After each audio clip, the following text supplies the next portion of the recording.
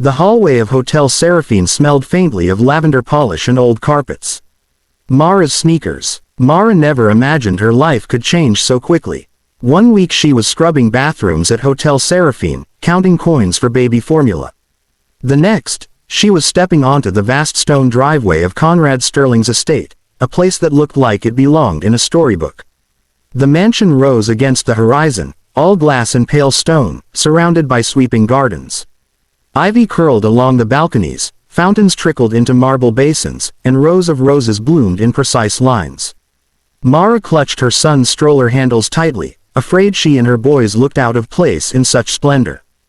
"Don't worry," Conrad had said when she hesitated at the iron gates.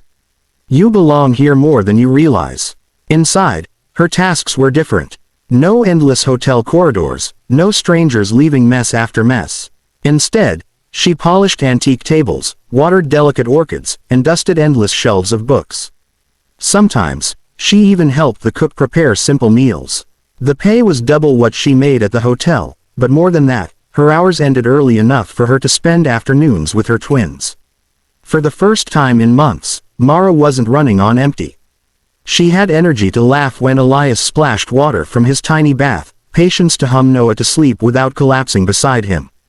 Still, part of her remained cautious. She couldn't understand why Conrad, wealthy, powerful, a man whose name she later learned graced magazine covers and business columns, would choose to help her. She kept waiting for the kindness to vanish, for the world to remind her she wasn't meant for such luck.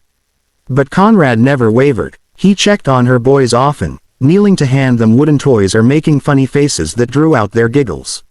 He shared quiet dinners with Mara in the estate's grand dining hall, though he always sat across from her, respectful of boundaries. Over steaming plates, he asked about her life. "What do you dream of, Mara?" he asked one evening. She laughed softly. "Dreams. I don't have time for those." "Everyone has them," he insisted. She hesitated, then whispered the truth. "I want to open a nursery. Not just for my boys, but for kids like them, children who deserve more than parents struggling to survive. A place with warmth, laughter, and safety." Conrad leaned back, his eyes thoughtful. "And what stops you?" She looked down at her worn hands. "Money, opportunity, everything." Conrad said nothing then, but weeks later, he surprised her. He handed her a thick envelope.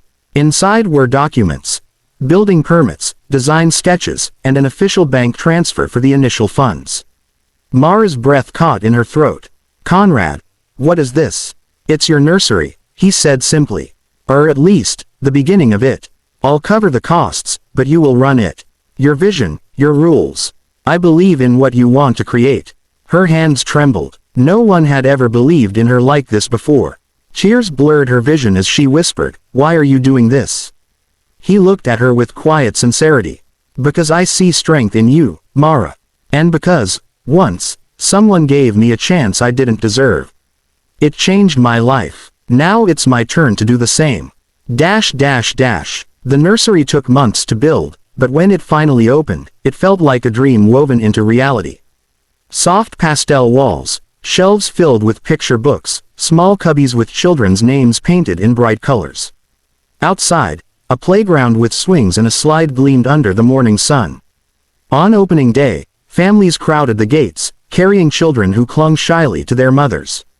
Mara wore a simple blue dress, her hair brushed back neatly. Her twins toddled at her side, one clutching her finger, the other hugging her skirt. She stood at the doorway, welcoming each child personally. When she finally stepped to the front to give a small speech, her voice shook. "I used to think survival was all I could hope for. But my sons taught me that promises matter. I promised them more than hunger and struggle. I promised them a chance at joy. And today, I want to share that promise with every child who walks through these doors." The crowd clapped, some parents wiping their eyes. Children rushed inside, their laughter filling the halls. Mara looked around, her heart swelling until it felt too big for her chest. From the back of the crowd, Conrad stood quietly. He hadn't taken the spotlight, hadn't claimed credit. He just watched with that same steady kindness, a faint smile curving his lips. Later that evening, after the celebration ended and her sons slept soundly in their cribs at the estate, Mara stepped out into the garden.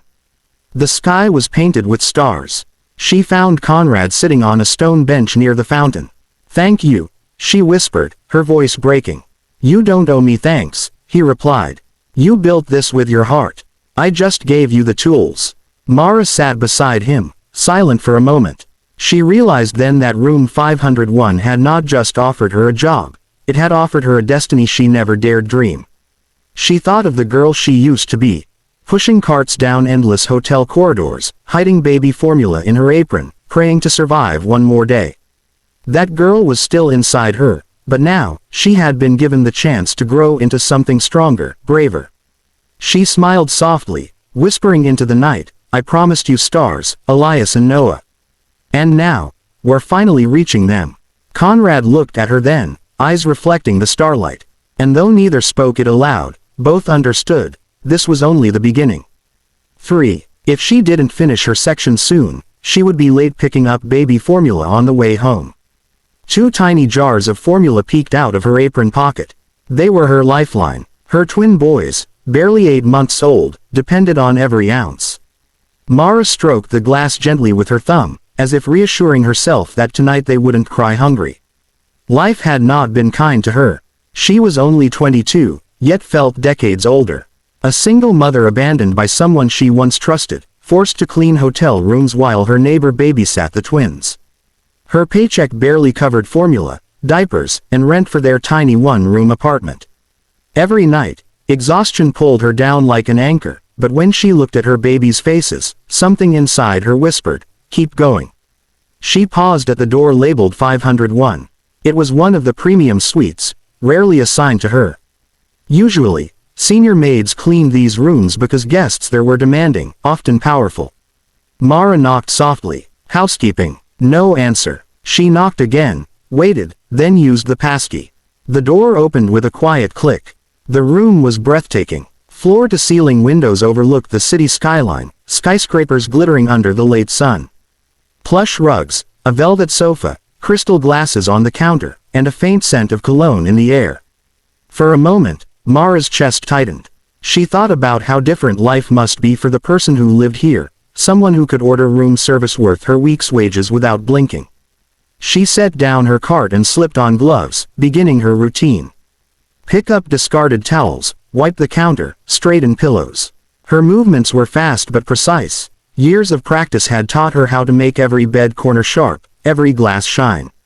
She was polishing the marble counter when footsteps echoed behind her. Mara froze. "Excuse me," a deep voice said. She spun around, heart racing. A man stood by the door. He wasn't just anyone. He had a presence that filled the entire suite. Tall, broad-shouldered, wearing a tailored navy suit that looked impossibly expensive. His silver-streaked hair caught the light, and his dark eyes studied her carefully. "Oh, I'm sorry, sir," Mara stammered, clutching the spray bottle like a shield. "I didn't realize you were here. I'll finish quickly and leave." The man raised a hand, his gesture calm and almost apologetic. "No need to rush. I was just surprised to find someone here so soon." His voice was smooth, the kind that made people listen without thinking. Mara nodded, trying not to fumble as she wiped the counter. She hated being caught in these moments. Guests often complained, sometimes rudely. She prepared herself for criticism. But instead, the man walked to the minibar and poured a glass of water. He turned back to her. "Would you like one?" She blinked. "Me, yes. You look tired." Her pride told her to refuse. Workers like her weren't supposed to accept kindness from guests, it blurred lines. But her throat was parched, and something in his tone wasn't condescending. It was human. She hesitated, then whispered, "Thank you." He handed her the glass. Their fingers brushed briefly. Mara drank quickly, setting it aside before she could feel awkward. As she bent to retrieve towels from her cart, a small jar rolled out of her pocket and clinked against the floor. Mara gasped, snatching it up. But the man had already seen it. "Baby formula?" he asked gently, her cheeks flushed with embarrassment. "Yes, for my sons. Twins. I promised them I'd get home in time to feed them." She tried to laugh, though her voice trembled. "It's silly, carrying it around, but sometimes I worry the store will run out, so I buy whenever I can." The man's expression softened, a shadow of sadness flickering in his eyes. That's not silly at all.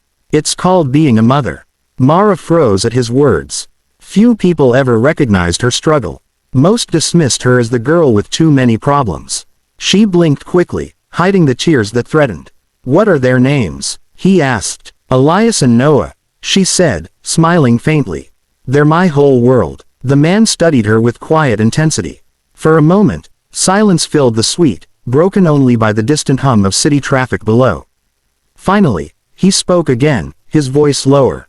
You work very hard, but forgive me for asking, are you happy here? Mara glanced at the unmade bed, the half-cleaned counter, her worn uniform. She wanted to say yes, to sound grateful. But the truth slipped out instead. Happy? I don't know. I just survive. That's all I can do. The man's jaw tightened, as if her words struck something in him. Then he said quietly, surviving isn't all life should be. When she finished tidying, she reached for her cart. Thank you for the water, sir. I'll be out of your way. But before she could leave, he spoke again. My name is Conrad Sterling. He paused, as though the name should mean something. And I would like to offer you something. Work at my estate, fewer hours, better pay, a safe environment for you, and more time off for your boys. Mara froze, heart pounding. Offers like that didn't happen to people like her. She turned, suspicion flickering. Why would you help me?